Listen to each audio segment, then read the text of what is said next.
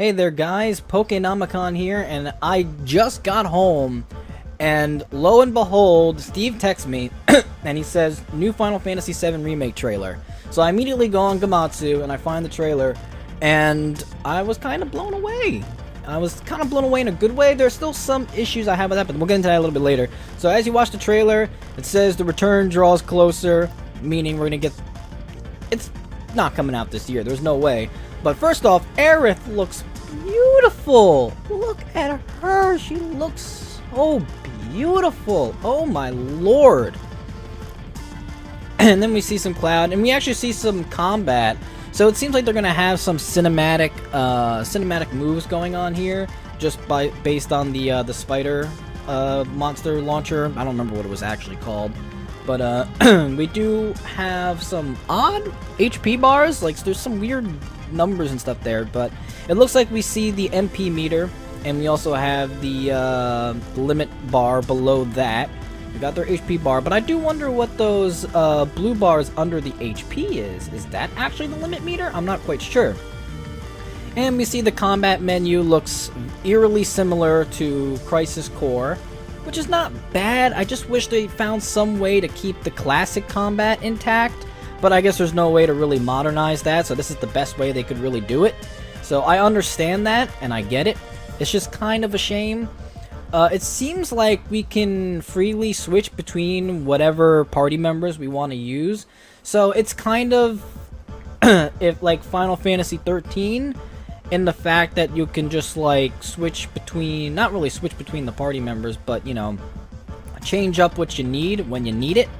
So it's not really the paradigm shift, it's literally you changing between the characters, and then I guess the other characters go on kind of an autopilot mode, and they just do what is best for them to do. So I guess in a way, kind of similar to Final Fantasy 12, just not with that grid. But we do see, you know, there's some moves there, and we actually see his limit skill, Braver, is just straight up there as a short, or as a command to use. So maybe you don't have traditional limit? It's hard to say really. They've really just given us trailers and no actual gameplay element, you know. Cloud still has his goofy hair, but man, the game does look good. The game does look good. So we actually see Cloud just doing his regular attack. So it really is very similar to Crisis Core, which isn't bad. It's not bad. Again, it's just I wish there was a more personal way for them to keep the more classic combat intact, but this is fine too. Other than that, it does seem like you can switch between party members at certain points, not at all points, because at certain parts here you see that you don't have that option to change. But I guess it could just be in a different menu. It could just be they're not looking at the right menu. So obviously the cutscenes are actually cutscenes and not just you know, polygons kind of floating about. And we get a tease at Sephiroth, and they're saying more info to come in June. So they're actually actively working on the Final Fantasy VII Remake now, and they're not just you know, having whatever, you know, splitting the development between, you know, you have somebody working on Final Fantasy VII Remake, somebody working on, you know, Kingdom Hearts 3, and they're going back and forth. You know, a lot of their long-winded projects have finally ended, so they're able to put more focus onto the 7 Remake, which is good, which is nice. I do kind of wish we just get Final Fantasy 16, but, you know, I'm not too bothered by the fact that there's Final Fantasy 7 Remake, because that's awesome. It's cool to see, and I kind of wish they would use this engine to remake some of the really, really older ones, like Final Fantasy 1, Final Fantasy 6, 4, even 5. So that would be fun to see. One thing of note is that they didn't mention anything about episodic or episode 1 or part 1, so maybe they're dialing back on that, but there's no real indication to show that they're not. I mean, just because they didn't say part 1 or whatever doesn't mean they're not doing it episodic still.